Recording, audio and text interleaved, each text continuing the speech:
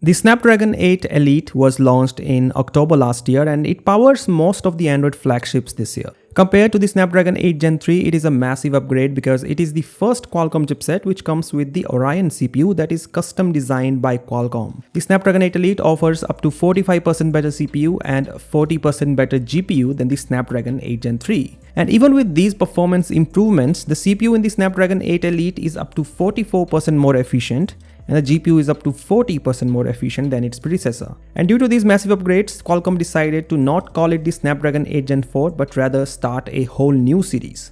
Well, the new member of this series is launching later this year and it will most likely be called the Snapdragon 8 Elite 2. Now, Qualcomm launches its flagship chipsets at the Snapdragon Summit, which usually takes place in the fourth quarter of the year, but this time the Snapdragon Summit is in September, which means we should see the Snapdragon 8 Elite 2 launching in just a few months. Anyways, the Geekbench scores of the Snapdragon 8 Elite 2 are now here and they were shared by a pretty reliable source. The 8 Elite 2 is coming with a second generation Oryon CPU which is going to offer an even better performance and power efficiency than its predecessor. The result is a single core score of over 4000 on Geekbench 6 and a multi-core score of over 11,000. For comparison, the Snapdragon 8 Elite scores around 3100 points on single core and around 9800 points on multi-core. So we can already see some big upgrades in the CPU performance. In terms of the GPU, there is the Adreno 840, which is a successor to the Adreno 830 inside the Snapdragon 8 Elite. The GPU now has 16 MB of dedicated memory versus 12 MB in the Snapdragon 8 Elite.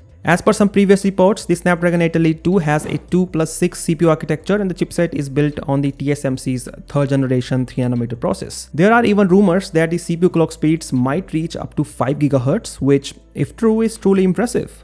As always, the Chinese brands like Xiaomi, Realme and OnePlus should be the first to launch smartphones powered by the Snapdragon 8 Elite 2 later this year. And well, that is all we know so far. What do you think of all these details?